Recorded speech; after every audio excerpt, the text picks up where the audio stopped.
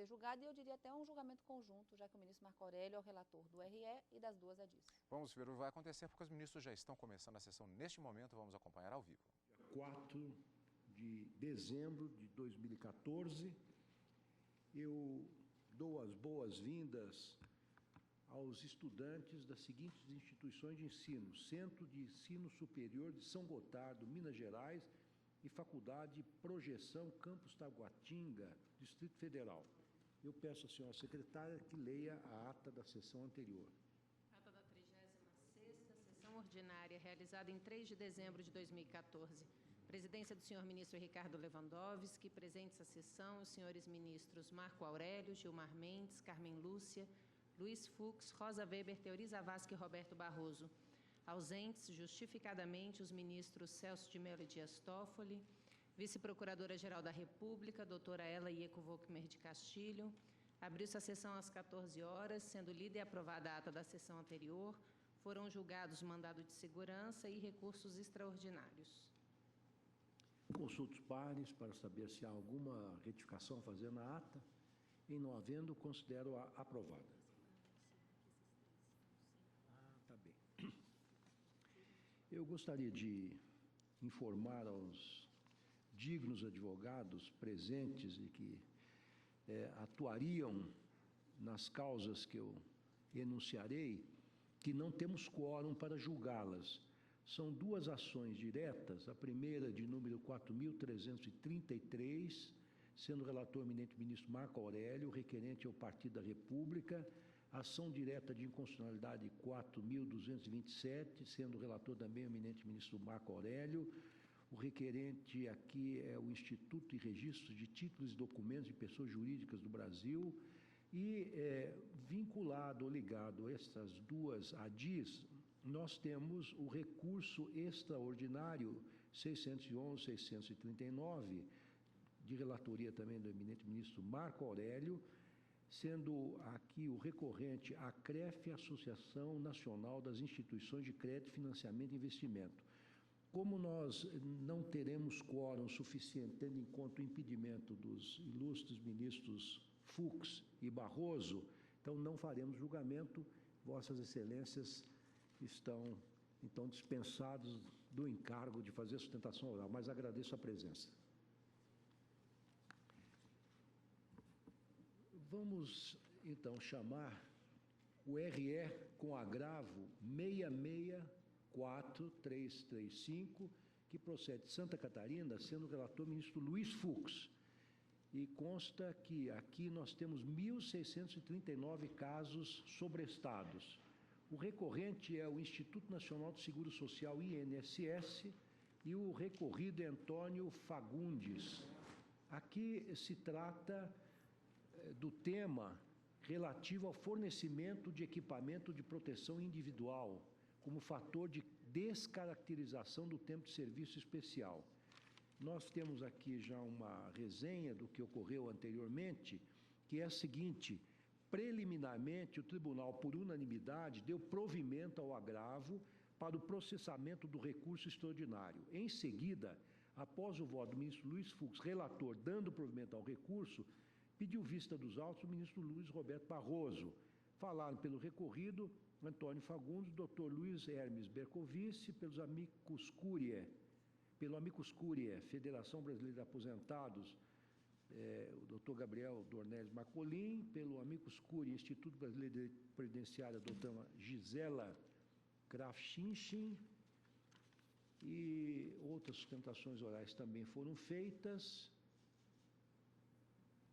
E, então, esse é o estado da questão neste momento. A palavra, portanto, está com o eminente ministro Roberto Barroso, que pediu vista. Presidente, cuida-se de recurso extraordinário interposto em face de decisão da primeira turma recursal dos Juizados Especiais Federais de Santa Catarina. A decisão recorrida reconheceu o direito à aposentadoria especial por insalubridade de trabalhador que, embora exposto a ruído acima dos limites de tolerância, usara equipamento de proteção individual eficaz, conforme afirmado pelo empregador no perfil proficiográfico previdenciário, cujo codinome é PPP. A decisão aplicou ao caso concreto o entendimento contido na súmula número 9 da Turma Nacional de Uniformização dos Juizados Especiais Federais, segundo a qual, aspas, o uso de equipamento de proteção individual, EPI, ainda que elimine a insalubridade, no caso de exposição a ruído, não descaracteriza o tempo de serviço especial prestado. Portanto, a decisão, na origem, foi no sentido de que, mesmo com a entrega de equipamento de proteção individual reputado eficaz, ainda assim, no caso de ruído, haveria direito à aposentadoria especial. O INSS, presidente, oferece recurso extraordinário, invocando basicamente dois fundamentos. O primeiro, o artigo 201, parágrafo 1º da Constituição, que é o que cuida da aposentadoria especial, e o segundo fundamento, o artigo 195, parágrafo 5º, que contém a vedação da concessão de benefício previdenciário sem indicação da fonte de custeio. Portanto, o INSS basicamente diz: se o equipamento de proteção individual é considerado eficaz, não pode haver aposentadoria especial e, ademais, não haveria, segundo o INSS, fonte adequada de custeio. O que o INSS sustenta, presidente, relativamente a este primeiro argumento é o seguinte: como foi fornecido ao trabalhador equipamento de proteção individual certificado, cuja eficácia na neutralização do agente nocivo à saúde foi atestada pelo empregador no PPP, não deveria ser reconhecido o direito à aposentadoria especial.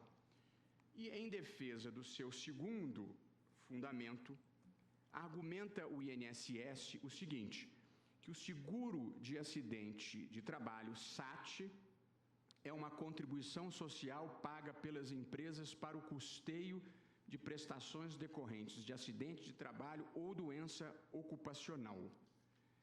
A Lei 9.732 de 98 instituiu uma contribuição adicional, cujas alíquotas variam entre 12%, 9% e 6%, conforme a atividade exercida pelo segurado. Essa contribuição se destina ao custeio da aposentadoria especial. E diz ainda o INSS que esta norma previu uma isenção parcial em favor das empresas que, embora desempenhem atividades insalubres, adotem medidas protetivas, como a disponibilização de equipamentos de proteção. O INSS alega que a utilização eficaz do EPI garante à empresa o direito à isenção parcial do SAT especial, de modo que a aposentadoria especial ficaria carente de fonte de custeio. Portanto, essas as duas teses do recurso extraordinário. O recorrido e os amici curiae, presidente, sustentam os seguintes fundamentos. O direito à aposentadoria especial não depende da comprovação do efetivo comprometimento à saúde do trabalhador. Bastaria, ao contrário, a demonstração de que o agente nocivo se encontra presente no ambiente de trabalho, estando o trabalhador potencialmente exposto a ele. E o segundo argumento do recorrido diz respeito a, e aqui é muito importante, inviabilidade de os equipamentos de proteção individual eliminarem ou neutralizarem por completo o prejuízo à saúde, especificamente em relação ao ruído, porque em matéria de ruído haveria um sem número de variáveis de campo que limitam a eficácia do EPI. E, por fim, ainda destacam o recorrido que o EPI é ineficaz para a neutralização dos agentes nocivos à saúde do trabalhador. Portanto, presidente, estas são as teses já postas e eu estou equacionando o meu voto nessa questão extremamente importante. E aqui, para adiantar, eu já conversei com o eminente ministro Luiz Fux, que é o relator. Nós estamos, em linhas gerais, de acordo. Sua Excelência fará um pequeno reajuste na sua posição anterior. Mas a mim me parece que há 3 questões a serem deslindadas no presente recurso extraordinário.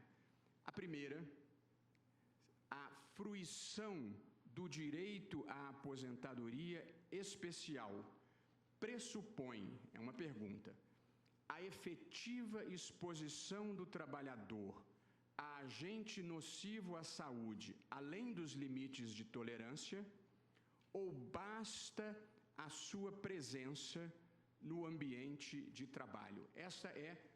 Esse é o primeiro ponto de dissensão entre o INSS e o recorrido.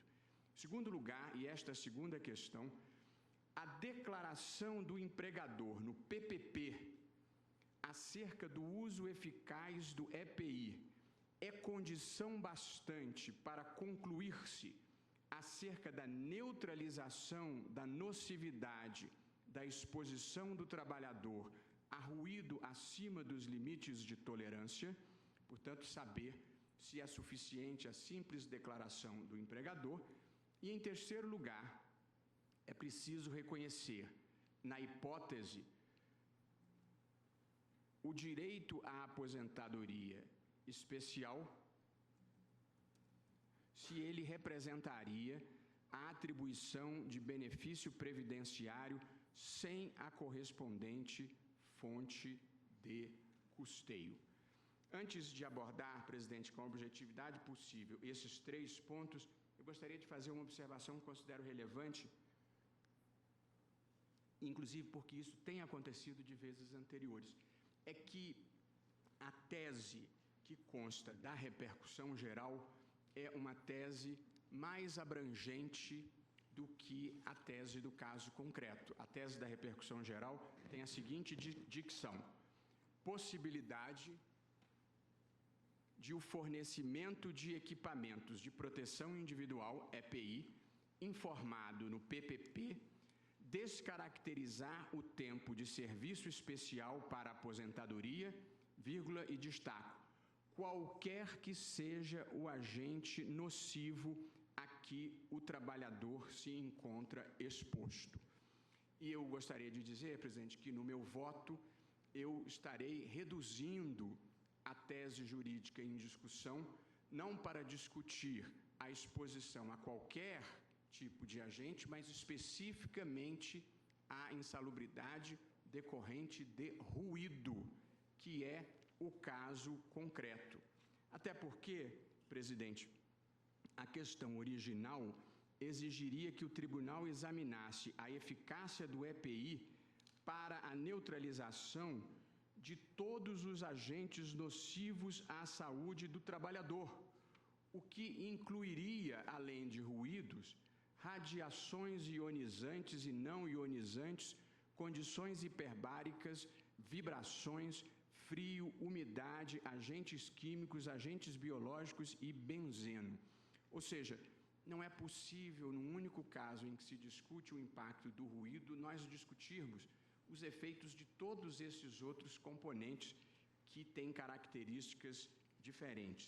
De modo que, presidente, eu vou estar enfrentando no meu voto particularmente a questão da neutralização ou não, por via de EPI, dos danos decorrentes de ruído. Portanto, passo ao capítulo que diz respeito à neutralização do agente nocivo. Exclui o direito à aposentadoria especial. Cumpre responder, portanto, a primeira pergunta.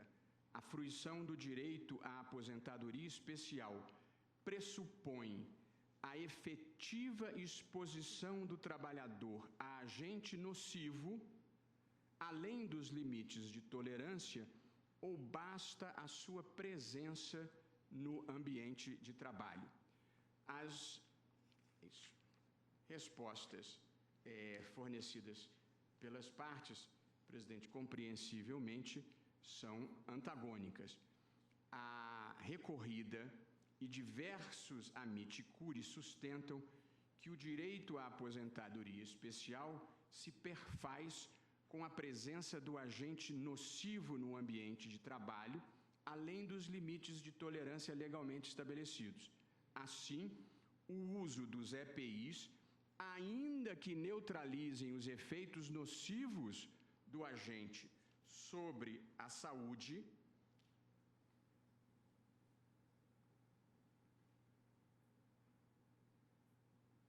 do trabalhador, não lhe retiraria o direito à aposentadoria especial.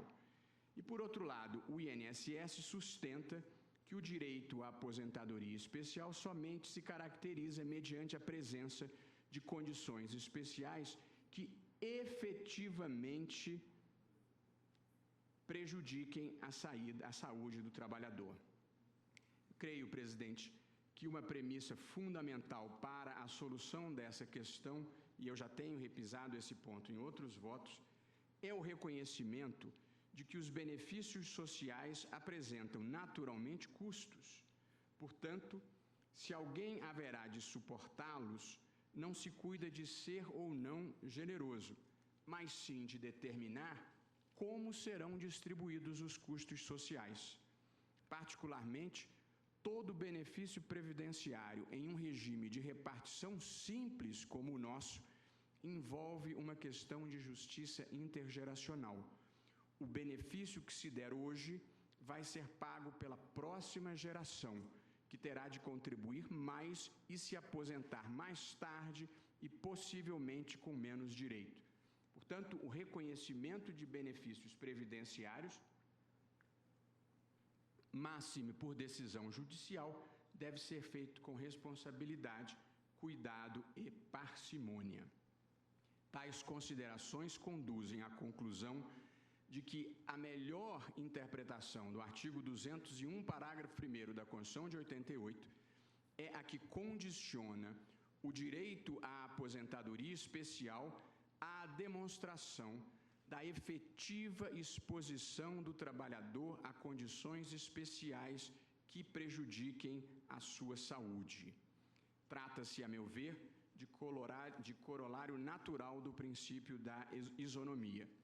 Se determinado trabalhador não se encontra sujeito a agente nocivo, a concessão de aposentadoria especial representará indevido privilégio em face dos demais segurados. Entretanto, se o trabalhador estiver submetido a tais condições, a aposentadoria especial, antes de violar a igualdade, ela a prestigia. Eu teço algumas outras considerações, presidente, e aqui faço um enfrentamento de um argumento muito importante que foi suscitado pelo recorrido e pelos amici curiae.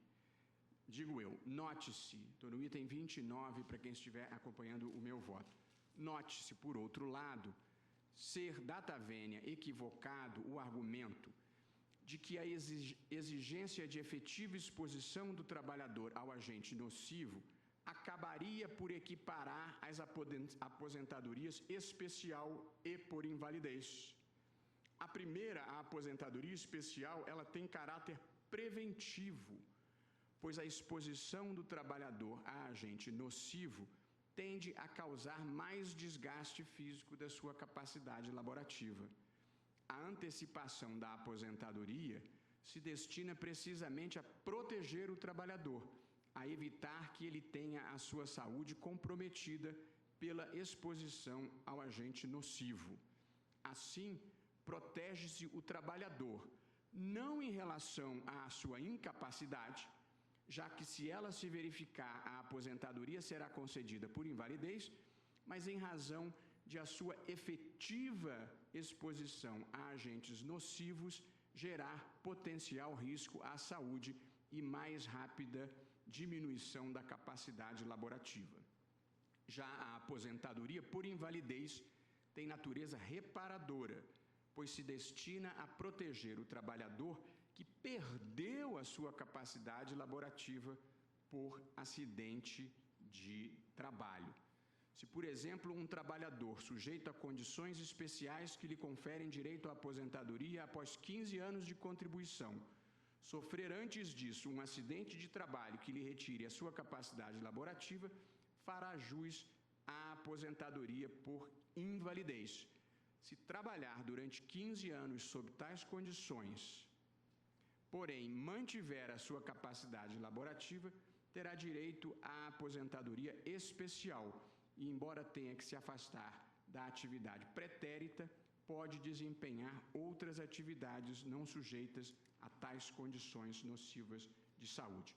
Portanto, presidente, concluo o primeiro dos 3 capítulos da minha decisão, afirmando o seguinte: considero que o direito à aposentadoria especial pressupõe a efetiva exposição do trabalhador a agente nocivo à sua saúde, de modo que, se o EPI for realmente capaz de neutralizar a nocividade, não haverá respaldo constitucional à aposentadoria especial. Passo agora, presidente, ao segundo capítulo do meu voto, que tem o seguinte título: a declaração do empregador no PPP acerca do uso eficaz do EPI é condição bastante para a neutralização da nocividade da exposição do trabalhador ao ruído e, consequentemente, para a inexistência do direito à aposentadoria especial, e esta é uma indagação, e sigo eu.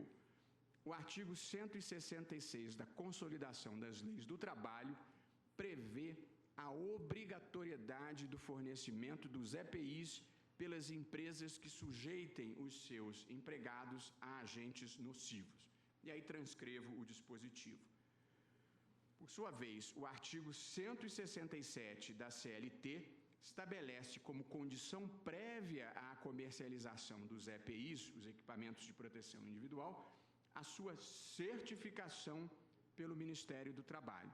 E o artigo 191 da CLT prevê que a eliminação ou neutralização da insalubridade ocorrerá com a adoção de medidas que conservem o ambiente de trabalho dentro dos limites de tolerância, este é o inciso 1, ou com a utilização de equipamentos de proteção individual ao trabalhador que diminuam a intensidade do agente agressivo a limites de tolerância. E além desses dispositivos da CLT, a norma regulamentadora número 6 do Ministério do Trabalho, que versa especificamente sobre equipamentos de proteção individual, prevê a obrigatoriedade do seu fornecimento sempre que medidas de ordem geral não ofereçam completa proteção aos trabalhadores. B, enquanto medidas coletivas estiverem sendo implementadas. E C, para atender a situações de emergência. A norma regulamentadora número 9, por sua vez, dispõe sobre o programa de prevenção de riscos ambientais e também preconiza a excepcionalidade dos EPIs em relação às medidas coletivas. Aqui ainda uma observação para a compreensão geral da matéria. Note-se que a Lei 9.032, de 1995, promoveu importante guinada na regulamentação dos critérios para a aquisição do direito à aposentadoria especial, na medida em que substituiu o mero pertencimento a determinadas categorias pela comprovação da efetiva exposição do trabalhador a agentes nocivos. A partir de 1º de janeiro de 2004, a comprovação da exposição ao agente nocivo é feito pelo perfil profissiográfico previdenciário, que consiste em, aspas, mapeamento atualizado das circunstâncias laborais e ambientais. A instrução normativa do INSS número 42 de 2001, por sua vez, estabelece que, embora o fornecimento e a utilização dos equipamentos de proteção não descaracterizem o enquadramento da atividade como especial, se o laudo técnico contiver a informação de que tais equipamentos neutralizam a nocividade, não haverá esse enquadramento. De modo que o INSS se contenta com a declaração do empregador feita no PPP. Porém, presidente, a posição majoritária na doutrina previdenciária afirma a inviabilidade da exclusão da aposentadoria especial mediante declaração do empregador no âmbito do PPP, de que o equipamento de proteção individual elimina a nocividade da exposição do trabalhador a ruído acima dos limites de tolerância. De modo que a doutrina quase unânime previdenciária entende que a simples declaração do empregador no âmbito do PPP não é elemento suficiente para neutralizar a possibilidade de aposentadoria especial. E cito aqui Fábio Zambiti, Maria Helena Carreira, Ayrton Cuítico e Fernando Vieira Marcelo. E a jurisprudência, além da doutrina dos tribunais, também caminha no mesmo sentido da doutrina majoritária. Com efeito, a Turma Nacional de Uniformização dos Juizados Especiais Federais sumulou o seguinte entendimento: o uso de equipamento de proteção individual, EPI, ainda que elimine a insalubridade, no caso de exposição a ruído, não descaracteriza o tempo de serviço especial prestado. Esta é a súmula número 9 do TNU. E o enunciado número 21 do Conselho de Recursos da Previdência Social contém orientação similar ao estabelecer, aspas, o simples fornecimento de equipamento de proteção individual de trabalho pelo empregador não exclui a hipótese de exposição do trabalhador aos agentes nocivos à saúde, devendo ser considerado todo o ambiente de trabalho. E o Tribunal Superior do Trabalho sumulou idêntico entendimento a propósito do adicional de insalubridade, abro aspas, o simples fornecimento do aparelho de proteção pelo empregador não o exime do pagamento do adicional de insalubridade. Cabe-lhe tomar as medidas que conduzam à diminuição ou eliminação da nocividade, entre as quais as relativas ao uso efetivo do equipamento pelo empregado.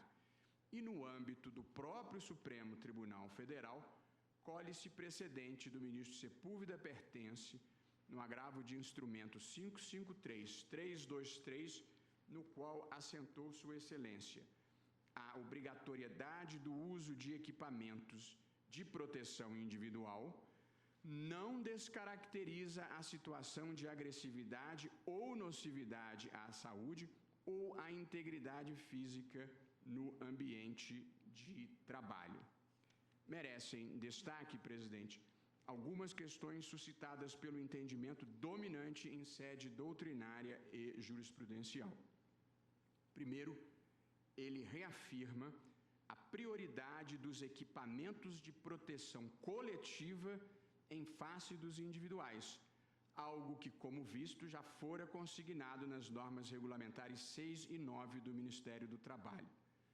Nada obstante isso, considerar que a declaração por parte do empregador acerca do fornecimento de EPI eficaz consiste em condição suficiente para afastar a aposentadoria especial e, como será desenvolvido adiante, para obter relevante isenção tributária, cria incentivos econômicos contrários ao cumprimento dessas normas. Com efeito, se os equipamentos de proteção individual tendem a ser mais baratos que os de proteção coletiva e também são idôneos à obtenção da isenção do SAT especial, não parece haver dúvida sobre qual será a solução mais econômica para o empregador: a priorização dos EPIs em detrimento dos EPCs, ao contrário do que dispõem as normas regulamentares 6 e 9 do Ministério do Trabalho e o conhecimento técnico padrão sobre o assunto. Segundo o entendimento vertido na súmula 9 do TNU e no enunciado 21 do CRPS, não se choca com a compreensão de que somente a efetiva exposição do trabalhador ao agente nocivo é capaz de justificar a aposentadoria especial.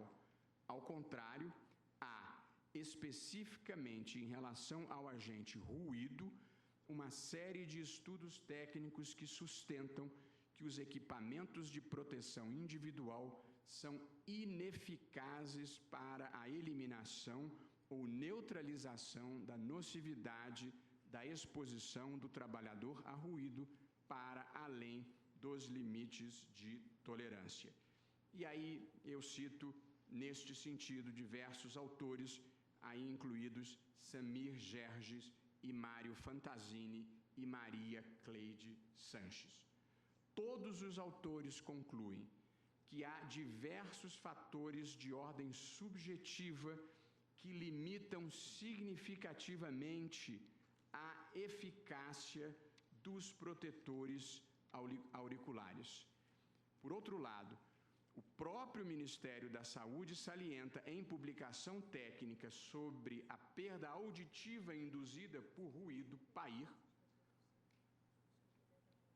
que a exposição a ruídos, além de causar disfunções auditivas, como perda auditiva, zumbidos, dificuldades no entendimento de fala, algiacusia, dificuldade de localização da fonte sonora e etc., gera também problemas não auditivos, como alterações do sono e transtornos na comunicação, neurológicos, vestibulares, digestivos, comportamentais, cardiovasculares e hormonais. Em síntese, o estado da arte sobre a eficácia dos equipamentos de proteção individual para a neutralização dos efeitos nocivos da exposição do trabalhador a ruído acima dos limites de tolerância é o seguinte: esse é o estado da arte. Doutrina e jurisprudência majoritárias a negam com base em fundamentos técnicos, para dizer o mínimo, consistentes. Portanto, o ônus argumentativo recai sobre aqueles que sustentam o contrário.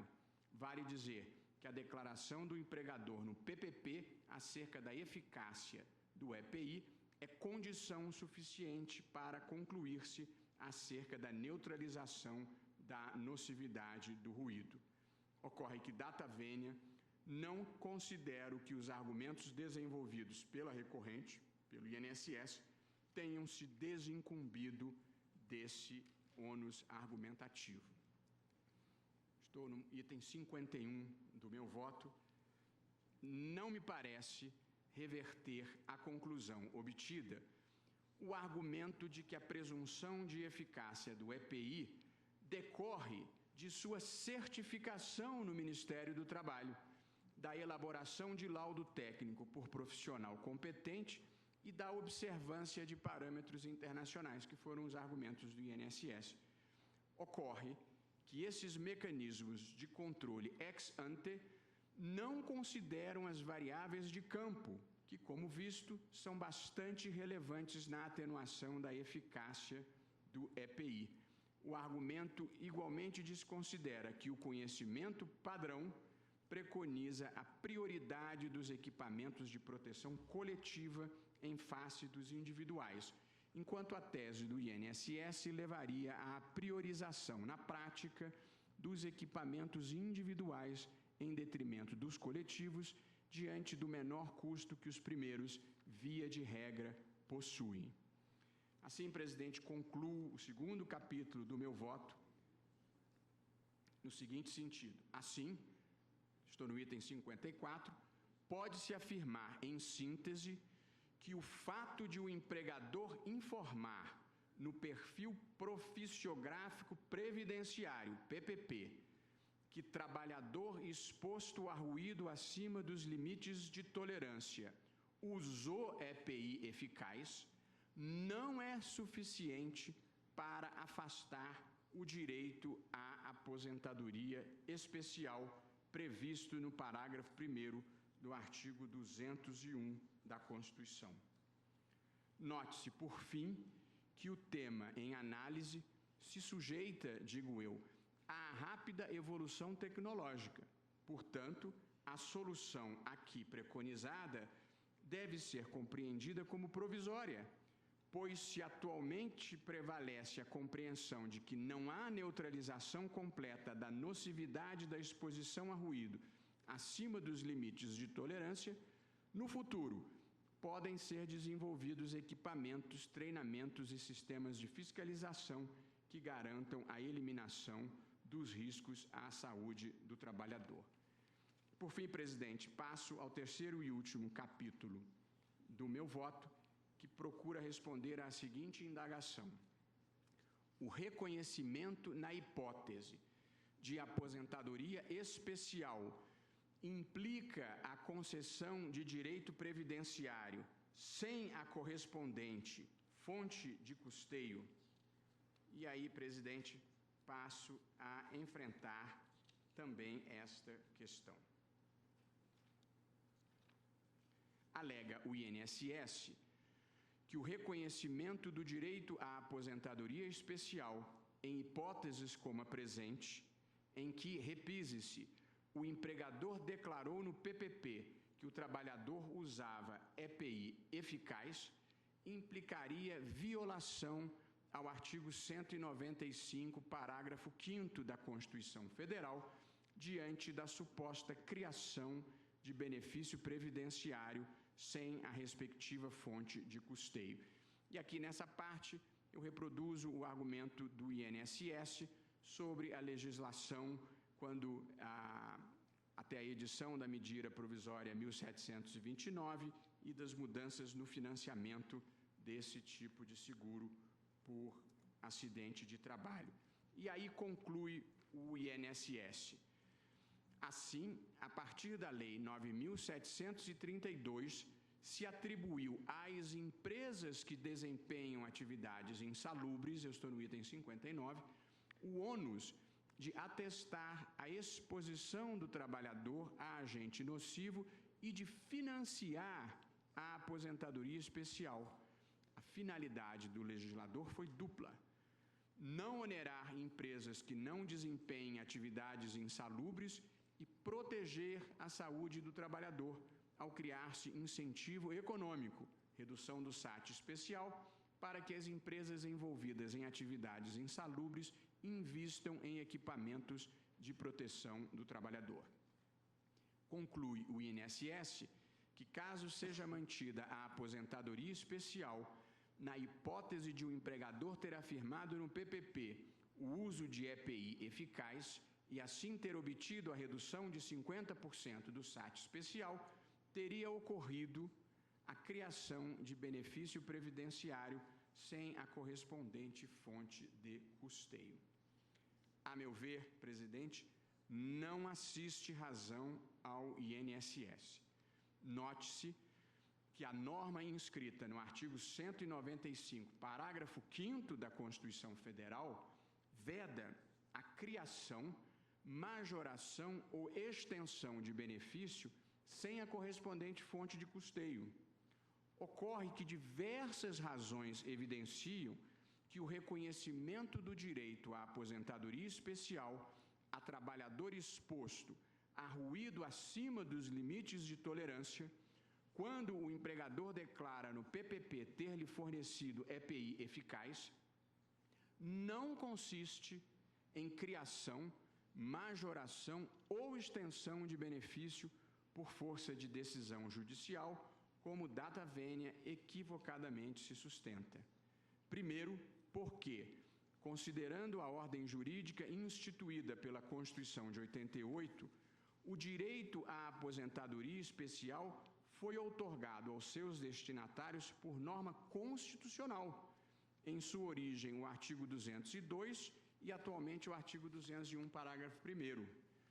A jurisprudência do Supremo Tribunal Federal considera que o artigo 195, parágrafo 5º, contém norma dirigida ao legislador ordinário, sendo inexigível quando se tratar de benefício criado diretamente pela Constituição.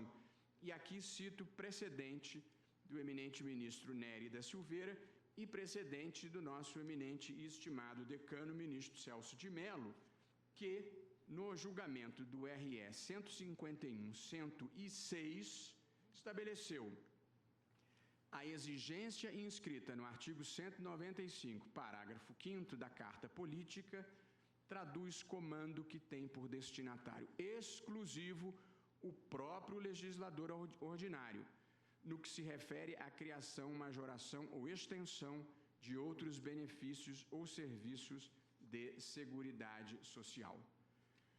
Segundo lugar, porque há fonte de custeio para o direito à aposentadoria especial antes e depois da Lei 9.738 de 98. Quanto ao primeiro aspecto, somente com o advento da Lei 9.738 de 98, foi estabelecido que as aposentadorias especiais seriam custeadas por contribuições específicas, que era o SAT especial. Assim sendo, a Lei 9.738 de 98 não criou fonte de custeio para a aposentadoria especial, mas, a bem da verdade, reformulou o seu modelo de financiamento. Ao invés de ela ser custeada pelos instrumentos tradicionais de financiamento da Previdência Social, recursos orçamentários e contribuições sociais, a aposentadoria especial passou a ser financiada por contribuição específica paga pelas empresas que desempenhem atividades insalubres. Por outro lado, a Lei 10.666 de 2003 concedeu redução de até 50% do valor dessa contribuição em favor de empresas que disponibilizem aos seus empregados equipamentos de proteção declarados eficazes no PPP. Não há dúvida acerca da constitucionalidade desse novo modelo de financiamento da aposentadoria especial, diante do seu propósito de onerar apenas as empresas que desempenham atividades insalubres, em consonância com o princípio da isonomia. Porém, considero rematado equívoco considerar ausente a fonte de custeio da aposentadoria especial pelo fato de as empresas haverem obtido redução de 50% do SAT especial por terem declarado no PPP a disponibilidade de EPI eficaz. Primeiro, porque as aposentadorias especiais serão custeadas pelos demais instrumentos de financiamento da Seguridade Social e pelos restantes 50% do SAT especial. Segundo, porque a exigência de prévia fonte de custeio se projeta para o plano normativo e não sobre o plano da interpretação e aplicação da legislação tributária.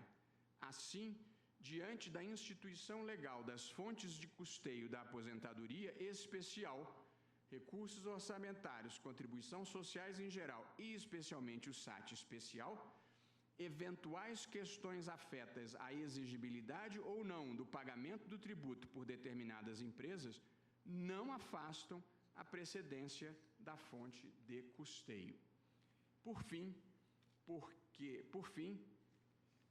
porque não tem razão em INSS, conforme explicitado nos itens anteriores, parto da premissa de que o uso de EPI não é capaz de neutralizar de modo absoluto os efeitos nocivos à saúde do trabalhador causados pela exposição a ruído acima dos limites de tolerância.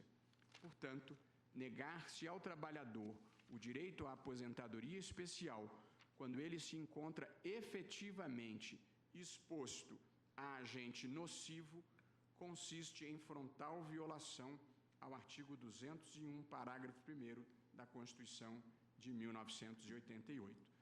Na hipótese, o equívoco reside não na concessão da aposentadoria especial, e sim na sua negação, com base em redução do SAT especial, que se afigura, para dizer o mínimo, discutível.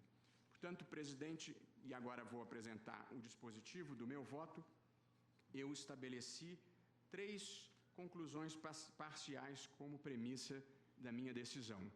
A primeira, considero que o direito à aposentadoria especial pressupõe a efetiva exposição do trabalhador a agente nocivo à sua saúde, de modo que, se o EPI for realmente capaz de neutralizar a nocividade, não haverá respaldo constitucional à aposentadoria especial.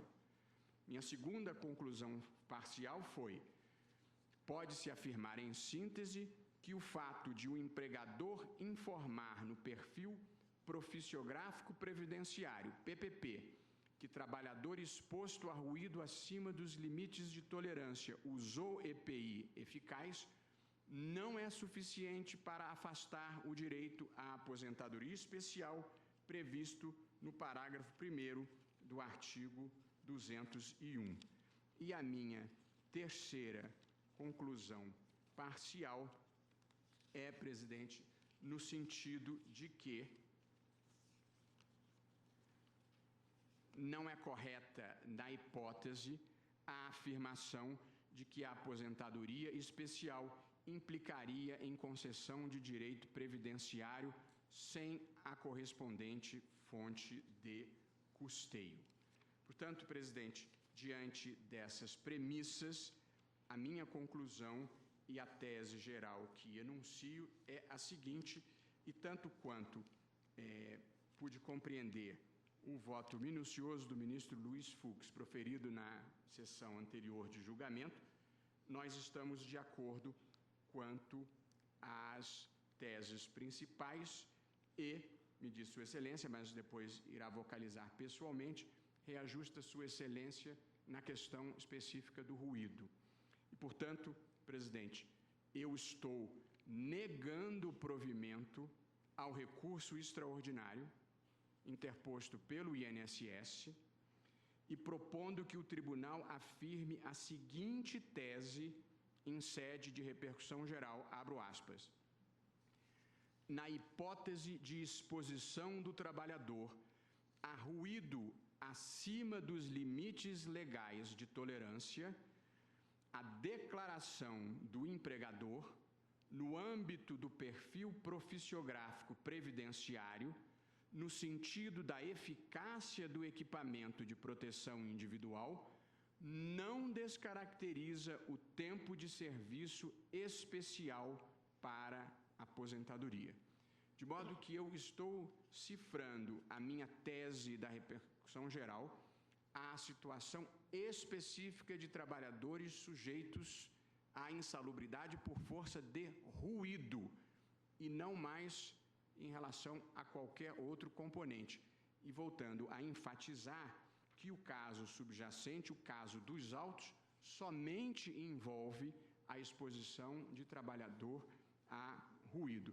Eu peço vênia, presidente, por ter me alongado um pouco, mas era uma questão intrincada, muito relevante, que afeta milhares de pessoas, e eu procurei ser exaustivo no tratamento dos argumentos de todos os interessados. Portanto, presidente, estou votando no sentido de negar provimento ao recurso do INSS. Pois não. Ministro Luiz Fux, por favor. Apenas pela ordem, eu, elogiando a minudência do voto do ministro Barroso, eu apenas destaco que temos várias premissas que conduzem ao mesmo resultado, só que, obedecendo o tema submetido à repercussão geral, a tese que eu fixei no meu voto é de que a utilização de equipamentos de proteção individual que neutraliza, elimina ou reduz a nocividade dos agentes, comprovada mediante formulário PSPPI, consoante a legislação previdenciária não configura tempo de serviço especial para fins de concessão do benefício de aposentadoria especial. O que foi que, na oportunidade, eu destaquei? É que, nessas hipóteses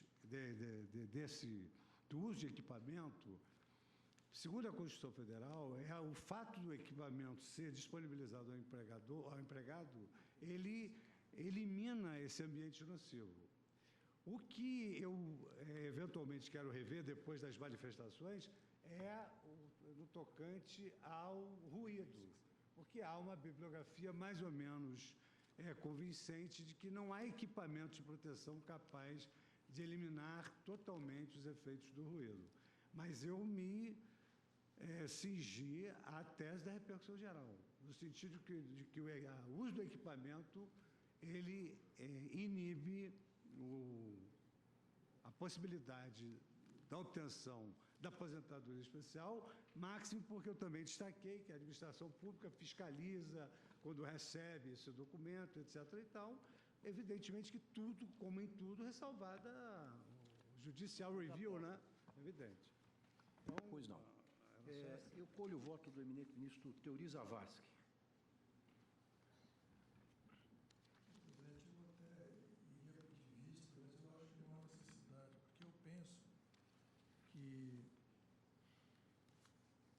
Quanto à tese principal que se discute, há uma perfeita coincidência entre o voto do ministro relator e do ministro Barroso. As divergências que estão estabelecendo são divergências a respeito de um tema que não é objeto do recurso da data vênia e é matéria de fato. Vou tentar explicitar isso.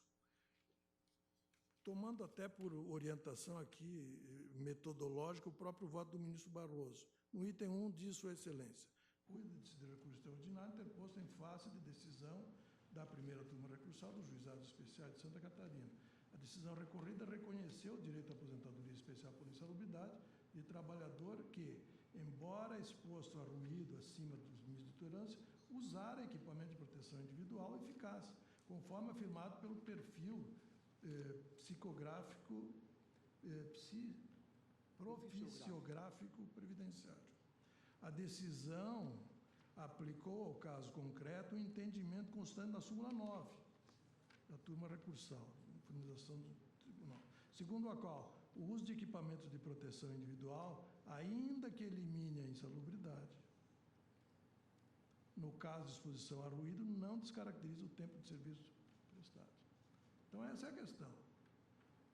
A questão constitucional que está aqui é saber se o uso de equipamento de proteção individual, ainda que elimine a insalubridade,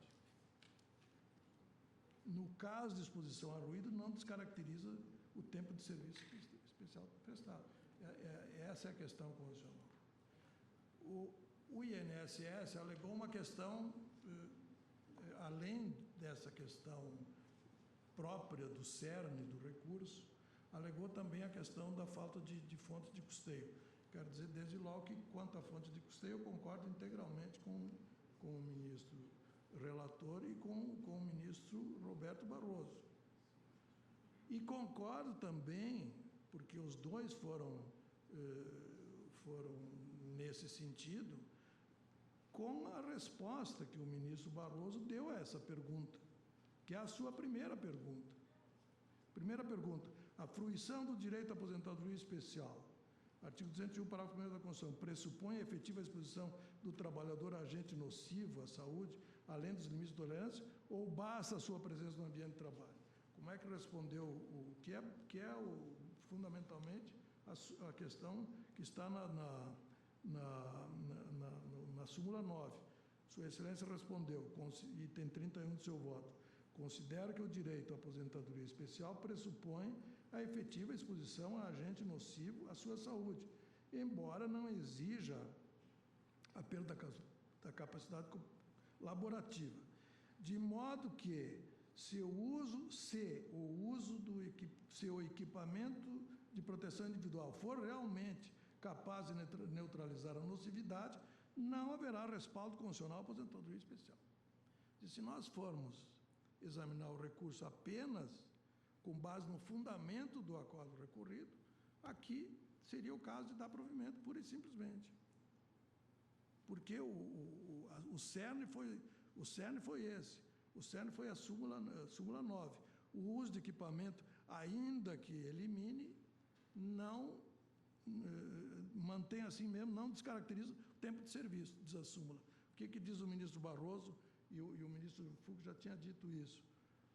Se o equipamento elimina, não tem direito à aposentadoria especial. Portanto, a conclusão, tanto do ministro relator quanto do ministro Barroso, no cerne da questão, fica resolvida. E se nós formos adotar apenas essa questão do cerne, nós teríamos que dar provimento ao recurso especial. Bom, mas aí se diz, mas o empregado alegou que o equipamento é insuficiente, o equipamento não elimina a insalubridade. Essa é uma questão de fato que aparentemente, que foi superada pelo acordo recorrido. O acordo recorrido diz assim, ainda que elimine, portanto, ele partiu do pressuposto que elimina, ainda que elimine, não descaracteriza o tempo de serviço. Onde é que está a questão constitucional quanto a saber se o aparelho, afinal, o equipamento, afinal, elimina ou não elimina? Eu vejo dificuldade de situar a questão constitucional. A questão do ônus da prova, que também está sendo colocada. Eu penso que essas questões, nós temos duas soluções possíveis. Quer dizer, ou nós enfrentamos isso aqui agora, ou nós mandamos de volta, para que o juiz de primeiro grau examine essas outras questões levantadas. Porque, no meu entender, são questões que envolvem, primeiro, o fato. Segundo, matéria infraconstitucional típica. Que nós temos que fazer a distinção, e isso é fundamental, no meu entender, nessa matéria, duas distinções importantes. A primeira distinção que nós temos que fazer são as duas relações jurídicas que estão nesse contexto, que não podem ser examinadas misturadamente. Primeira relação jurídica, a relação jurídica que se estabelece entre o empregador e o INSS, que é a relação jurídica tributária. Para fazer jus a uma alíquota tributária menor, o empregador faz essa declaração de que fornece equipamento. Essa é uma relação de natureza tributária. E essa declaração do empregador, sobre o perfil profissiográfico previdenciário, PPP, é uma declaração que está inserida no âmbito da relação tributária entre INSS e empregador contribuinte.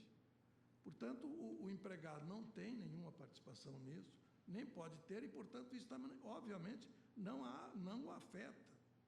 Conclusão do ministro relator, do ministro Barroso, no final, de que essa declaração não vincula o empregado, está corretíssima. Porque se trata de uma declaração no âmbito de uma relação jurídica de natureza tributária, que ele não participa. Mas não é isso que nós estamos tratando aqui. Aqui nós estamos tratando de uma outra relação, que é a relação de natureza previdenciária, que é a relação que se estabelece entre o empregado, segurado, e o INSS a respeito do direito à contagem especial, aposentadoria especial. Aqui, essa relação, obviamente, não pode ser vinculada à relação previdenciária. E o próprio ministro Barroso citou no seu item 28 do voto, o que diz o parágrafo 4º do artigo 57 da Lei 8.213. Parágrafo 4º. O segurado deverá comprovar, além do tempo de trabalho, exposição aos agentes nocivos, químicos, físicos, biológicos ou associação de agentes prejudiciais à sua saúde ou à integridade física, pelo período equivalente ao exigido para a concessão do benefício. Que, quanto ao ônus de provar essa exposição, é dele. dizer, ele pode alegar que eu não recebi equipamento ou eu recebi equipamento ineficaz, mas ele tem que provar isso. Isso ele tem que provar no âmbito da sua relação com o INSS de natureza previdenciária, que obviamente não está subordinada à declaração do empregador na relação jurídica de natureza tributária. Então, essa é a primeira distinção que, no meu entender, tem que ser feita. Nós estamos aqui tratando da relação jurídica de natureza previdenciária, não da relação jurídica de natureza tributária, que tem outras partes e outra disciplina e não pode ser misturada. Bom, olhada a questão da natureza previdenciária, aqui também nós temos que fazer uma distinção importante, que foi colocada sobre as duas questões que foram colocadas aqui. Uma é a questão de direito, que está na súmula 9, saber se os equipamentos de proteção fornecidos, aliás, saber se tendo havido o fornecimento de equipamentos eficazes para neutralizar a nocividade do agente, ainda assim persiste o direito à aposentadoria especial. Essa é a questão de direito colocada. Nós temos que distinguir essa questão de direito da questão de fato, que é saber se os equipamentos de proteção fornecidos são ou não, ou foram ou não foram, eficazes para afastar a insalubridade. Então, essa é a questão. No meu entender, o que nós estamos discutindo aqui, e é objeto, e nós temos que nos cingir a esse objeto, é apenas a essa questão de direito relativo à relação jurídica previdenciária, não a relação jurídica tributária, não tem nada a ver com a declaração do empregador para efeitos de contribuição previdenciária, mas apenas a relação do empregado segurado em relação ao INSS. Como é que foi decidido isso? Isso foi decidido da seguinte maneira: se alegou que tinha uso de equipamento eficaz e o juiz disse que, apesar de, quer dizer, não obstante ser eficaz, havia o direito. Nós estamos dizendo aqui, tanto o relator quanto o ministro Barroso estão dizendo que não, que nesse ponto o acordo tem que ser mudado. Por quê? Porque se houve uso de equipamento eficaz, não há direito à aposentadoria especial. Quer dizer, se nós nos limitarmos a isso, eu não vejo como, até pelos fundamentos do ministro relator e do ministro Barroso, negar provimento ao recurso. Nós podíamos dizer, bom, mas o empregado alegou também que esse equipamento é ineficaz. Pois é, então... Ministro, me permite, eu gostaria de respeitosamente discordar de que não há uma questão constitucional. Eu acho que definitivamente há uma questão constitucional. E mais do que isso, eu até acho que em repercussão geral, e nós temos um precedente, pode o plenário retirar o reconhecimento da questão constitucional. Mas também não acho que isso deva ser a rotina da vida. Portanto, o INSS interpôs, Ministério, recurso extraordinário, invocando dois fundamentos constitucionais. O INSS disse: está sendo concedida a aposentadoria especial em violação ao artigo 201, parágrafo 1º, porque esta não é uma hipótese de ocorrência de insalubridade, porque o EPI é eficaz, primeira tese constitucional do INSS, e a segunda tese constitucional do INSS foi a de que está se concedendo aposentadoria especial sem previsão de fonte de custeio, em violação ao artigo 195, parágrafo 5º. Então, eu não tenho nenhuma dúvida que o recurso tem um fundamento constitucional. Mais do que isso, eu acho que a decisão de primeiro grau está certa ao conceder aposentadoria especial em caso de ruído, porque toda a ciência existente entende que não é possível proteção eficaz contra ruído. O que nós estamos reformulando, e acho que o ministro Teori observou isso, nós estamos mantendo a decisão de primeiro grau, ou de segundo grau, por outro fundamento. Ou seja, nós não estamos usando a súmula 9, porque a súmula 9 diz, mesmo que seja eficaz, cabe a aposentadoria especial. O ministro Fux e eu estamos dizendo que não. Quando é eficaz, não cabe aposentadoria especial. Mas, neste caso, não é eficaz. Como é que eu posso dar provimento ao recurso se eu considero correta a conclusão da decisão. Mas aí a nossa metodologia tem sido fixarmos a tese da repercussão geral e depois analisar. Não tem problema nenhum. Caso concreto. Não tem problema nenhum. Eu acho também. Não tem problema nenhum, mas eu não posso dar provimento a um recurso cuja decisão na origem eu considero correta no seu dispositivo. Por isso, ministro, quer dizer, nada do que Vossa Excelência disse diverge das minhas convicções, inclusive, salvo quanto a dar provimento ao recurso. Espera aí, eu não terminei o meu voto. Ou de não haver questão constitucional. Eu não terminei o meu voto. Quanto à questão constitucional, eu disse que não há questão constitucional em saber se o equipamento é eficaz ou não. Quanto às outras duas questões, obviamente que há questão constitucional. Eu não discuto isso. Tudo que Vossa Excelência acabou de dizer, eu concordo. Há questão constitucional quanto a saber se, afinal, usando equipamento eficaz, persiste o direito ou não. Parece que há. E há questão constitucional no que diz respeito à fonte de custeio. O que eu disse que não há questão constitucional é saber se o equipamento que foi usado aqui é eficaz ou não é eficaz. Onde é que está a questão constitucional?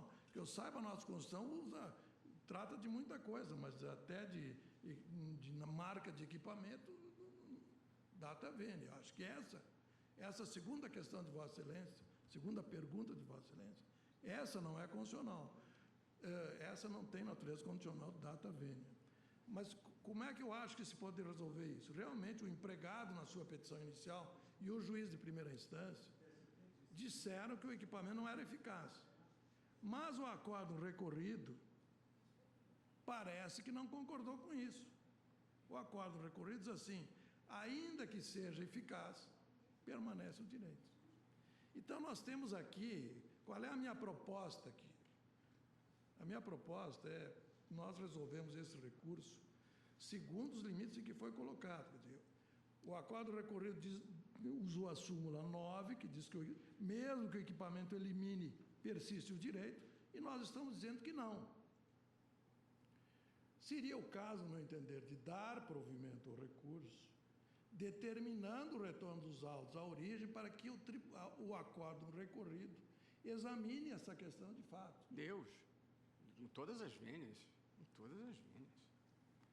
Porque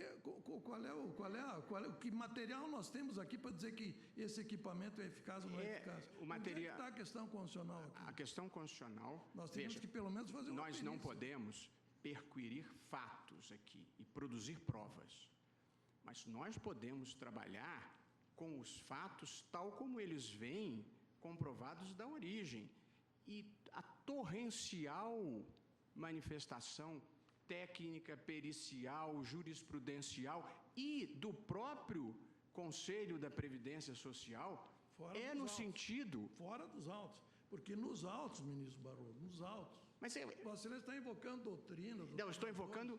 No caso dos autos, o acórdão recorrido diz, apesar de ser eficaz, Mas eu não preciso de prova nessa matéria, eu estou satisfeito. Então, eu mandar o processo baixar para produzir, quer dizer, é conhecimento convencional, que não é possível a proteção contra ruído. É conhecimento convencional no INSS, no Conselho da Previdência, no Tribunal Superior do Trabalho. Toda a doutrina técnica entende que protetor auricular é insuficiente para a proteção dos efeitos do ruído, porque o ruído entra pelos ossos, entra por outros órgãos. Esse é um conhecimento convencional. Claro, ministro Marco Aurélio. Que estamos muito preocupados apenas com a parte auditiva e que estamos colocando em segundo plano que aquele que presta serviços utilizando equipamento de proteção individual durante, vamos imaginar, 35 anos, não trabalha em condições especiais. A meu ver, trabalha. E o simples fornecimento do equipamento já revela esse trabalho em condições especiais. Agora nós vamos mexer com uma matéria que está pacificada nos juizados especiais, tendo-se inclusive verbete da súmula e verbete que revela torrenciais pronunciamentos a respeito. Eu creio que nós precisamos, presidente, até mesmo considerada a máxima de que direito é bom senso, né, observar a ordem natural das coisas. Será que se errou tanto? E se errou, inclusive, se lançando no mundo jurídico um verbete, como o verbete número 9 dos juizados especiais? Nós vamos agora dizer que se tem que, nesses processos, fazer uma perícia para constatar o que a ciência aponta, que, no caso, o barulho não repercute apenas na capacidade auditiva, mas em diversos órgãos do corpo humano, e há mais. A Constituição Federal, no artigo 201, parágrafo 1º, ela traz à baila uma dualidade. Ela se refere à integridade física do prestador dos serviços e também a condições que coloquem, e aí eu utilizaria o vocábulo, em risco, e coloca mesmo, né, a saúde do trabalhador. E nós sabemos que o simples uso do equipamento de segurança já é incômodo, já provoca impactos psicológicos no prestador dos serviços. Isso, Fux. Não, presidente, é que essa sistemática do PPP ela foi adotada porque antes era uma desordem muito grande, milhares de ações, cada um arguindo um fato isolado em relação à mesma atividade. Então, criou-se essa metodologia de criar o perfil fiscalizável pela administração pública e num afã de evitar essas condições deletérias que lhe conduzem à aposentadoria especial. Então, isso veio sendo praticado e os órgãos públicos fiscalizam se os empregadores estão cumprindo aquilo ou não. Agora, quer dizer, nós retrotraímos no tempo para instalarmos novamente o que havia antes, que era algo totalmente desordenado, seria realmente um retrocesso. Então, nós temos uma metodologia e o que a súmula 9 fez foi negar essa tese de direito, ou seja, mesmo usando equipamento, está trabalhando em condições especiais e faz uso da aposentadoria especial. E nós estamos aqui debatendo juridicamente que se usando equipamento eficaz, inibe a aposentadoria especial. Essa é a tese jurídica, essa é a questão constitucional. Com relação à fonte de custeio, é até inoficiosa essa questão, mas nós também estamos de acordo.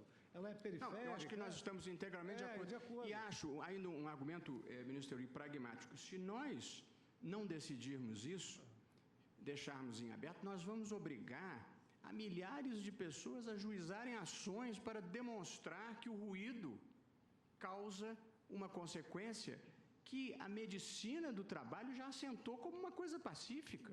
Ministro Barroso, Vossa Excelência mesmo está dizendo que é uma decisão provisória, que a qualquer momento, essa questão de fato, pode vir um equipamento novo. Como nós tudo vamos aqui na vida. afirmar a tese, como repercussão geral, de que não existe equipamento apto a afastar a insalubridade por ruído. Essa é a tese? Onde é que está a questão constitucional? Tudo pode mudar. Surgiu o exame de DNA, mudaram a investigação de paternidade. Senhor presidente, para resumir o meu voto, eu ficaria na essência da questão de direito aqui. O que aconteceu na matéria de direito? Recapitulando, o primeiro grau diz assim, o equipamento aqui não afasta o ruído, não afasta a insalubridade. O segundo grau diz assim, o equipamento, mesmo que afaste, mesmo afastando, não gera o direito à aposentadoria especial. Não afasta o direito à aposentadoria especial. O que o relator e o ministro Barroso estão dizendo? Se o equipamento é eficaz, afasta. Então, o acórdão tem que ser mudado. Não há como não dar provimento para mudar esse acórdão. Fica a questão que o primeiro grau e o segundo grau divergem. Onde é que está a divergência entre o primeiro e o segundo grau? O primeiro grau diz que esse equipamento afasta, o segundo grau, não sei se manifestou, mas partiu do pressuposto de que afasta. E ainda que afaste, não impede.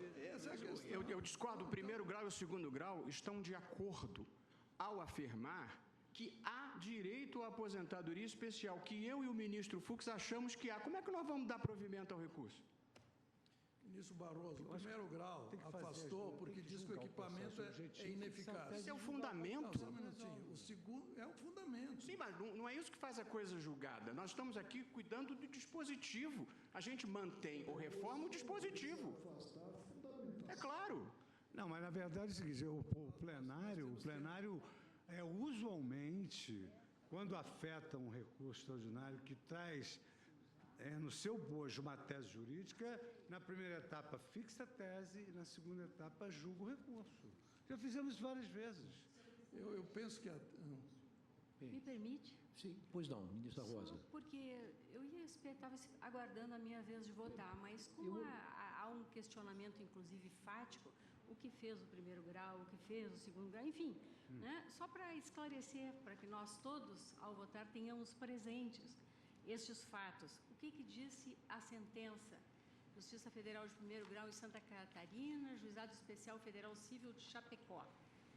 Porque a LIDE diz com pedido de aposentadoria por tempo de contribuição. Não se trata de adicional de saúde. Não. Aposentadoria por tempo de contribuição, que foi indeferida pelo INSS por triplo fundamento, e especificamente na fração de interesse, pelo fato de aqui o autor informar que por 4 anos trabalhara sob o agente de risco ruído excessivo. Né? Aí é que surgiu, e só com relação a esse aspecto é que vem o recurso extraordinário. Então, esses 4 anos em que ele teria trabalhado sob ruído excessivo, que gerariam o direito à aposentadoria especial. O cômputo desse tempo de serviço... A conversão prefeito de desse conversão. tempo, Né? Seria essa é a questão. E aí o que diz a sentença? No período de 1º de março, a sentença que deferiu o pedido. No período de 1º de março de 2002 a 26 de abril de 2006, o autor trabalhou para a empresa tal, exercendo a função de auxiliar de produção, ficando exposto a ruído acima de 90 decibéis, vide PPP nas folhas tais e Procadaz M2 evento tal. O laudo mantido pela empresa, evento 7, também aponta que o autor esteve exposto a dose de ruído acima de 90 decibéis, de modo habitual e contínuo, e acima de 85 decibéis já é insalubre. Então, esta digamos assim, manifestação fática da sentença, quanto aos fatos que, digamos assim, controvertidos, né?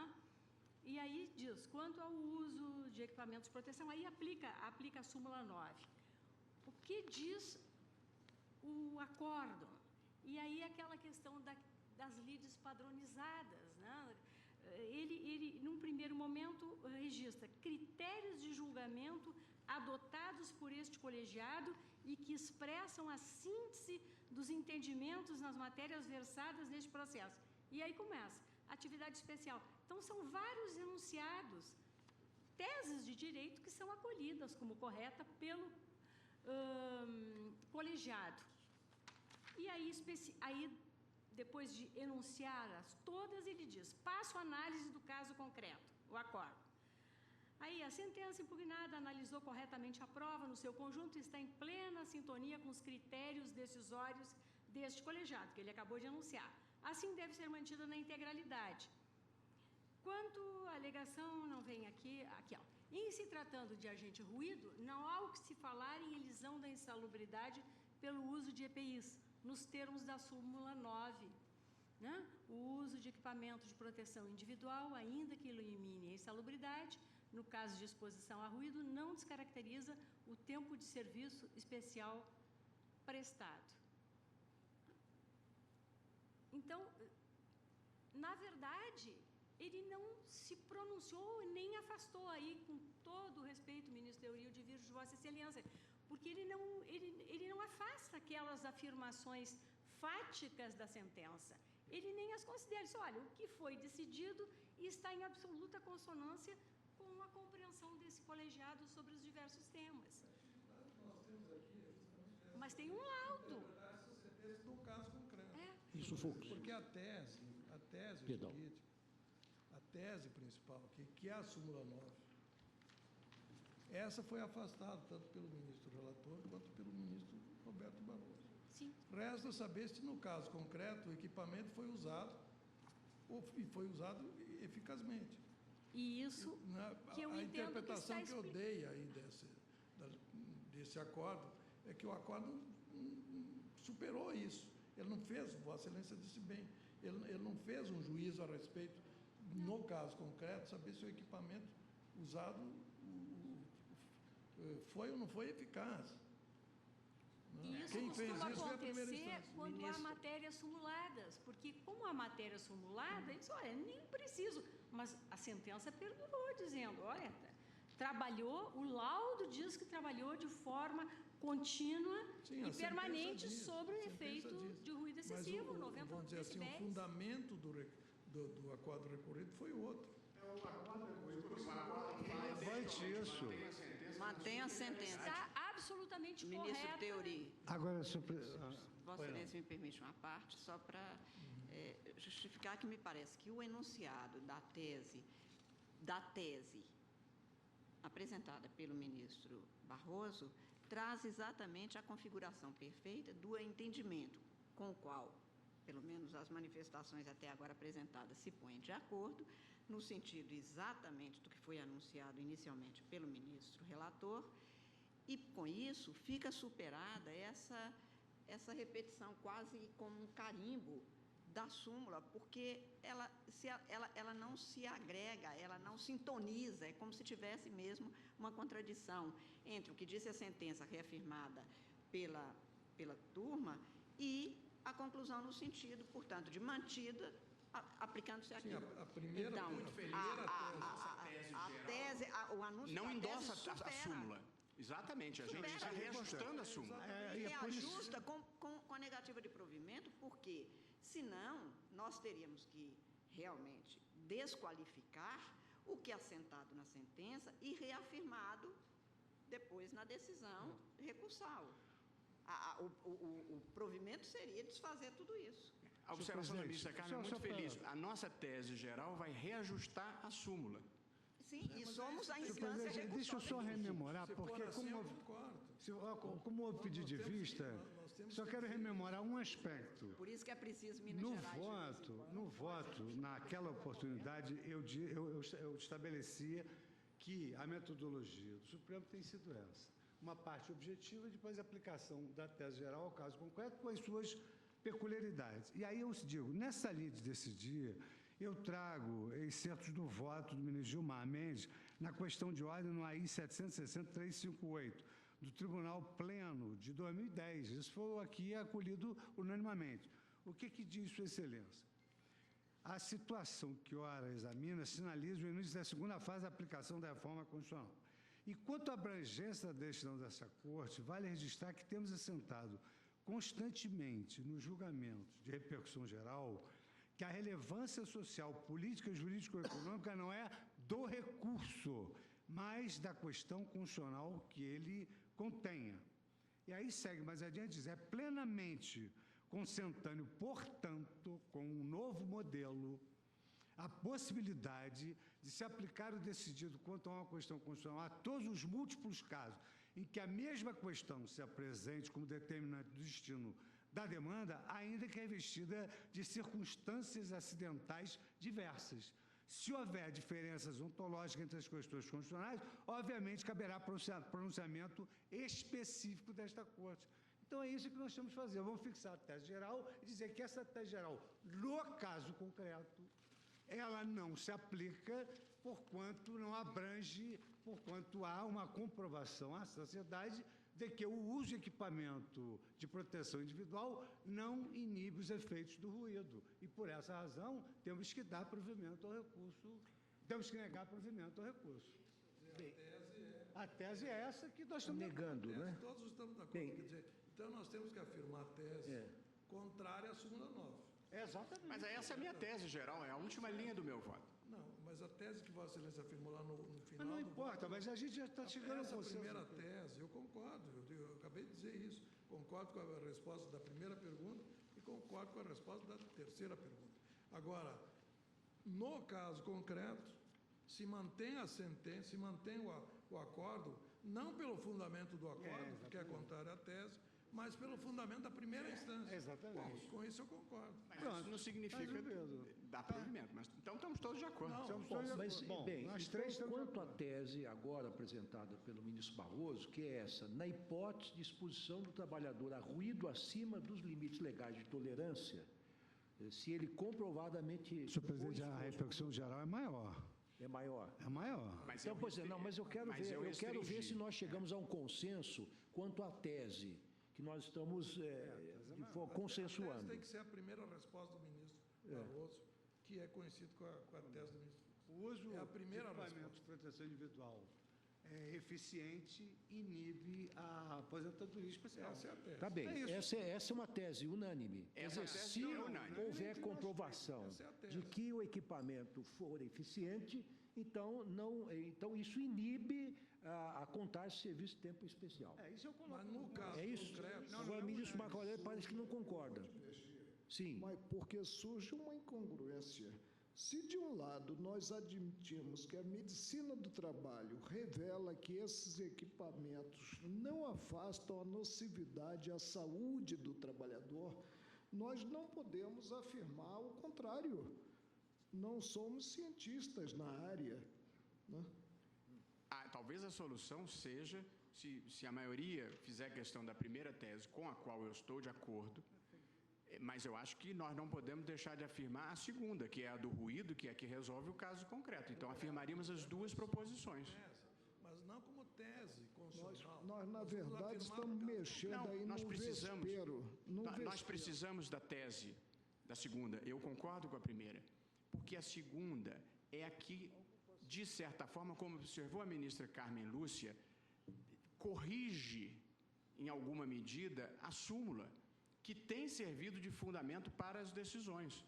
De modo que eu não me oponho à primeira tese. Que assentamos o alcance do verbete.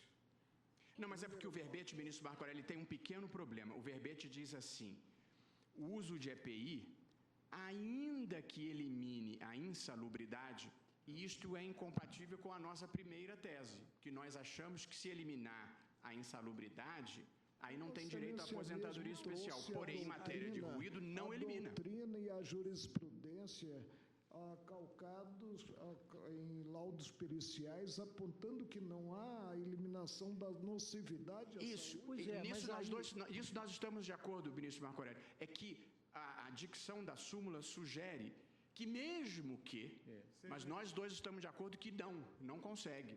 Portanto, nós vamos imaginar uma utopia, que venha um equipamento que elimine, né, qualquer nocividade? Não, é porque a súmula fala assim: o uso de equipamento, ainda que elimine a insalubridade, isso é contrário ao que o ministro Fux e eu assentamos e ao que o ministro Teori aderiu. Porém, e aí eu e o ministro Marco Aurélio, acho que todos estamos de acordo, o EPI, em matéria de ruído, não é capaz de eliminar a insalubridade. Por isso, nós estamos negando provimento ao recurso. Essa afirmação não pode fazer. Senhor presidente, tem um aspecto que me parece que o sentido das palavras, semiologia, nós estamos tratando aqui de temas técnicos. E insalubridade no direito brasileiro é um conceito legal.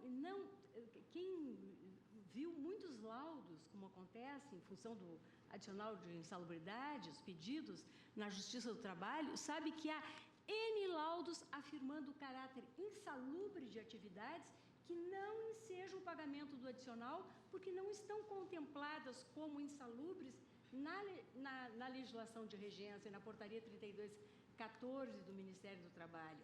Então, o que acontece? A leitura que eu faço, veja, Vossa Excelência, como eu leio de forma diferente. Eu estou aqui com a sentença. A súmula 9, segundo a qual, ainda que o EPI elimine a insalubridade no caso de exposição a ruído, não fica descaracterizada a especialidade do tempo de serviço prestado.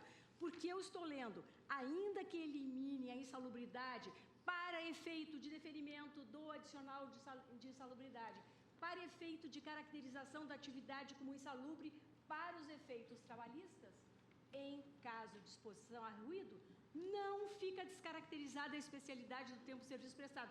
Por quê? Na minha leitura, porque a nocividade do agente ruído excessivo continua presente. Então, inúmeros laudos apontam, não, olha, o uso do EPI, que é terrível, a polêmica que existe com relação à eficácia dos esses EPIs, desses protetores auriculares, é imensa. Concha, plug. E nós sabemos que o ruído, outro dia tivemos uma manifestação aqui durante a sessão e todos nós já estávamos ficando impacientes com aquele volume. Isso que foram alguns minutos apenas. Agora, imagine 8 horas com uma concha no ouvido, às vezes sem uma perfeita adaptação ao conduto auditivo, sem falar dos efeitos extra, auriculares, que decorrem, inclusive, da condução óssea do ruído. Mas interessante, eu faço uma leitura da súmula 9 da seguinte forma: eu entendo que a súmula 9 admite que existe a possibilidade do EPI eliminar a insalubridade. Sim. Então, ela admite que existem equipamentos eficazes para esse efeito, sobretudo quanto ao ruído. Mas o ministro Barroso está invocando uma tese de que é do conhecimento comum e também do conhecimento especializado, de que não há equipamento que possa eliminar esse agente nocivo chamado ruído. E o ministro Marco Aurélio também parece que está de acordo com essa tese, dizendo que é do senso comum que isto não elimina, que esse equipamento não elimina. Então, a primeira coisa é saber se nós estamos de acordo com essa tese de que não há equipamento que elimine a insalubridade do ruído. Ou não podemos afirmar isso, segundo o ministro Teori?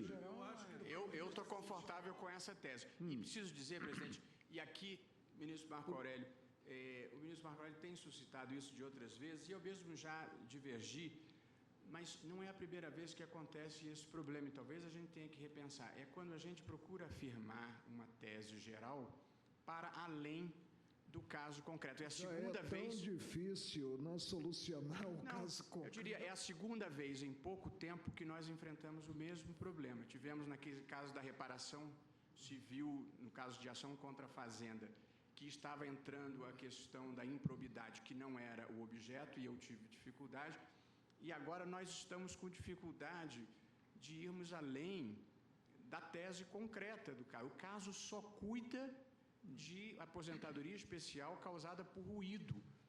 De modo que a opção metodológica que eu fiz, e aqui dando a mão à palmatória ao ministro Marco Aurélio, neste caso, não quero me comprometer para sempre, mas neste caso eu procurei afirmar a tese menor, que é a tese consensual. O ministro Lewandowski, eu estudei, recebi técnicos, conversei com técnicos, li os memoriais, li a doutrina, é consensual que em matéria de ruído, o protetor auricular não é capaz de proteger satisfatoriamente, porque ainda, como disse o ministro Marco Aurélio, pudesse proteger a questão auditiva, existem inúmeras outras consequências físicas, de modo que isto é pacífico, é consenso na literatura técnica.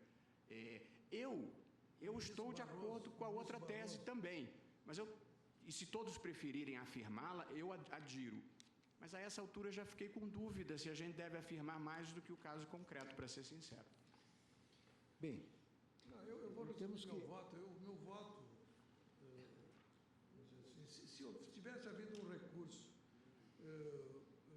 sobre a tese de que saber se o equipamento elimina ou não o ruído, nós não íamos aceitar esse recurso, porque não teria matéria constitucional, nem repercussão geral. Não é essa a tese. A tese é da súmula 9. Então, a súmula 9, eu acho que a tese que nós temos que afirmar é a tese a respeito da súmula 9. Certo. Então, e que coincide com a primeira resposta que o ministro Barroso deu. Coincide com a tese proposta pelo ministro relator, ou seja, se há equipamento eficaz, fica afastado o direito à aposentadoria especial. Essa é a tese, contrária à súmula 9. Então, mas interessante, mas, tese, perdão, ministro Fux, ministro Zavascki, mas, perdão, afirmada essa tese, afirmada mas essa tese está sendo negada pelos próprios fundamentos do voto do ministro Barroso. Não, porque ele diz que não há equipamento. Não. Aí que está. Não, o que eu acho... Agora, no caso concreto... Não há aposentadoria especial. Pois é, No caso do ruído... No caso concreto... No caso concreto... Mas será que nós estamos Eu só não lendo a posso mesma aceitar súmula, afirmar uma presidente? tese desconectada do caso concreto. Eu posso me conformar em afirmar duas teses, mas não afirmar a tese que se liga ao caso concreto, eu acho que é fora de propósito. Portanto, eu aceito a primeira tese, eu estou de acordo com ela, mas acho que a gente tem que afirmar a tese que se extrai do caso concreto. E a tese que se extrai do caso concreto é a de que, em matéria de ruído, não há proteção eficaz. Não, mas isso é uma questão de fato. Isso não é uma questão constitucional, nós vamos afirmar uma questão de fato. Em matéria de ruído não há equipamento eficaz. Essa é a tese. Nós não podemos afirmar isso como tese. Nós podemos afirmar que no caso concreto ficou Então, é uma tese que tem uma súmula. Ficou constatado que o equipamento não é eficaz. Ministro, confirme agora, por... se amanhã vier uma perícia aqui dizendo que foi fornecido o equipamento Mas veja bem, ministro Teori, o que diz a súmula? Pelo menos aqui eu estou lendo, talvez eu esteja lendo outra. O uso de equipamento de proteção individual, EPI, ainda que elimine a insalubridade, vírgula. No caso de exposição a ruído, não descaracteriza o tempo de serviço especial prestado. A contrário senso, o uso de equipamento de proteção individual que elimine a insalubridade, não sendo hipótese de exposição a ruído, descaracteriza o tempo de serviço especial prestado, como disse Vossa Excelência. Então, o que nós estamos dizendo é que, em se tratando de ruído excessivo, não há a descaracterização do tempo de serviço como especial. É isso. Isso não é uma questão constitucional, está vendo? Se fosse assim, eu pois não. A questão constitucional é 201, o ponto difícil 195, aí é outra. Não, nesse caso, bem próximo, mas só para rememorar. Num dos trechos que nós citamos naquela ocasião foi o seguinte: na legislação passada, em razão da não observância pela legislação passada da necessária correspondência entre a aposentadoria especial e a efetiva exposição do trabalhador a agentes nocivos à saúde, a aposentadoria especial, ao longo do tempo, ela foi responsável por um grande desequilíbrio do sistema previdenciário. A situação perdura por 30 anos até que veio a Lei 9.032/95, que passou a exigir a comprovação da exposição permanente do trabalhador ao agente nocivo para ter direito ao benefício. Então, passou a exigir essa comprovação. No modelo atual, há nítida correlação entre o exercício de atividade em condições nocivas à saúde do trabalhador e as alíquotas aplicáveis à contribuição a cargo da empresa destinada à Seguridade Social, visando esse equilíbrio econômico-financeiro. A súmula da Turma Nacional do TST, de uniformização dos juizados especiais, ao prever o direito da aposentadoria especial, ainda que comprovada a eliminação dos riscos à saúde do trabalhador, foge à lógica do modelo atual de aposentadoria. Pois é, ministro, eu salvo engano, eu me lembro que quando Vossa Excelência proferiu o seu voto, originalmente, Vossa Excelência ou disse aqui em plenário, ou disse, enfim, no horário do café, de que o entendimento de que em nenhuma hipótese o equipamento seria eficaz, isso não só militaria contra a rigidez do sistema previdenciário, como estimularia também a não utilização ou não fornecimento pelos empregadores deste equipamento para os empregados. Porque se ele não gera nenhum efeito... Por quê? qual seria o estímulo que teria o empregado, de um lado, usar esse equipamento, e, de outro lado, o empregador fornecer este equipamento. Aí aumenta os acidentes. Então, nós estamos, essa afirmação de que, em nenhuma hipótese, esse equipamento é eficaz, pode gerar algumas consequências. Mas o advogado, o ministro Fux, Vossa Excelência, permite que o advogado intervenha? Boa tarde, ministro presidente. Em nome do INSS, apenas uma questão de esclarecimento. O tribunal está assentando uma premissa no sentido de que não há, segundo a doutrina médica, doutrina especializada, nenhum equipamento de proteção individual que elimine o ruído como um agente nocivo. E com todas as vênias, não há essa pacificação. Todas as vênias, isso é Não, contra-argumentação. Não, eu queria apenas, exatamente, não é uma questão, Vossa Excelência está se contrapondo ao voto. Presidente, verificando aqui no parecer que foi anexado a memoriais, né, eu me deparei com outro verbete dos juizados especiais, que tem o seguinte teor, é o 32. O tempo de trabalho laborado com exposição, e que esclarece o de número 9. O tempo de trabalho elaborado com exposição a ruído é considerado especial para fins de conversão em comum nos seguintes níveis. Aí vem superior a 80 decibéis na vigência do decreto 53.831 de 64. E a contar de 5 de março de 1997, superior, aí se aumentou a 85 decibéis, por força da edição do decreto 4.882, de 18 de novembro de 2003, quando explicitou o verbete, quando a administração pública reconheceu e declarou a nocividade à saúde de tal índice de ruído. A saúde como um todo, não é só a saúde auditiva. Presidente, ministro Fux, eu gostaria de fazer uma proposta de encaminhamento. Eu acho que todos estamos de acordo quanto a negar provimento ao recurso. Então, Vossa Excelência proclamaria esse resultado. Se o ministro Fux estiver de acordo, conviríamos ele, eu e a ministra Rosa em produzir a tese. E aí traríamos a tese para submeter posteriormente ao plenário. O que Vossa Excelência... Vamos fazer igual o que se faz no cálculo do contador. O contador vai fazer o cálculo. Agora, é preciso estabelecer os parâmetros que o contador vai seguir para fazer o cálculo. É a mesma coisa para nós. Nós vamos estabelecer duas teses, uma tese geral e a tese do caso concreto. Exatamente, é a minha proposta. Está bem. Definida, me parece, senhor presidente, foi a proposta trazida no voto brilhantíssimo do ministro Luiz Roberto, quanto a nós fazermos uma redução da tese da repercussão geral, que ficaria circunscrita ao agente nocivo ruído excessivo. Não, mas a tese que foi afetada ao plenário não é essa.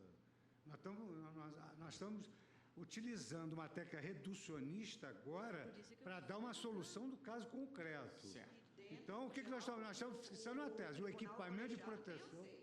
Certo. Lembrou bem o ministro Barroso. Eu estou propondo uma tese menor. Mas, se a maioria... eu estou de acordo com a tese maior, mas eu estou propondo uma tese menor. Se a maioria quiser a tese maior, eu adiro, mas eu não gostaria de abrir mão da tese que resolve o caso concreto, porque acho que isso é da essência. Eu seria pela hipótese minimalista, porque nós estamos julgando um recurso extraordinário com contornos bem delimitados. Mas eu tenho a impressão que o ministro Teori, ele não concorda em negar provimento, porque Vossa Excelência está dando provimento. Meu voto no resumo é o seguinte: deve ser aprovada a tese que está no item 31 do voto do ministro Barroso, que é a mesma tese do ministro relator, mas no caso concreto negar provimento porque ficou provado que o equipamento não afastou. Portanto, negar provimento, acho que há consenso. Certo. Ministro Barroso, eu gostaria de dizer que, quanto a eu diria que há consenso unânime. No caso concreto, não se pode afirmar a tese, porque é uma questão de fato, não é uma questão de direito. Não, digo, mas Vossa Excelência está negando provimento ao recurso. Então, deixa eu dizer por quê. Quanto à questão constitucional, tem que discordar do acordo recorrido. Vossa Excelência está discordando quanto à questão constitucional do acordo recorrido. Responderia a tese de direito pela resposta dada no item 31 do voto do ministro Barroso, que coincide com o ministro Fux. Mas, no caso concreto, se deve, apesar disso, manter a sentença, porque ficou comprovado, tanto na primeira instância, e foi reafirmado na segunda, como disse a ministra Rosa, de que, no caso concreto, ficou demonstrado que o equipamento não afastou a insalubridade. Portanto, Então, há consenso quanto a negar provimento. Só tem duas possibilidades, dar provimento ou negar provimento. Então, estamos negando o provimento. Negamos o provimento. Estamos com dificuldade quanto à tese.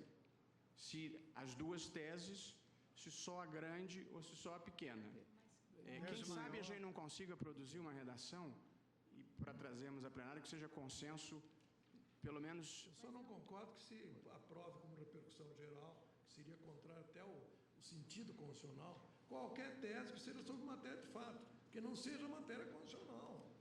A repercussão é geral sobre matéria constitucional. Afirmar a tese de que o equipamento afasta ou não afasta, além de ser uma tese sobre matéria de fato, de natureza técnica, não é constitucional. Pois é, ministro, mas chega ao Supremo esta tese a partir de qual a intenção? A intenção é de que prevaleça a informação constante do PPP, né, que é uma informação do empregador e que Vossa Excelência muitíssimo bem definiu como integrante da eficácia da relação de custeio ou tributária e não da relação de previdência social, onde se insere... Pois é, mas eu tenho a impressão, ministra Rosa... Rosa, se eu afirmo tem direito à aposentadoria especial neste caso, essa tese é constitucional. Não, mas pois é, eu tenho a impressão que a tese não se resume a uma questão de fato, saber se o equipamento protege ou não protege, é saber se esse PPP, que é o perfil profissiográfico previdenciário, se ele tem ou não a força, o poder, o condão de afastar a aposentadoria especial. Se for o objetivo sintetizar, o que nós estamos falando é o seguinte: a tese da repercussão geral não se aplica à hipótese de ruído. É isso que nós vamos formular. O advogado quer fazer, Vossas Excelências, permite que o advogado faça uma intervenção?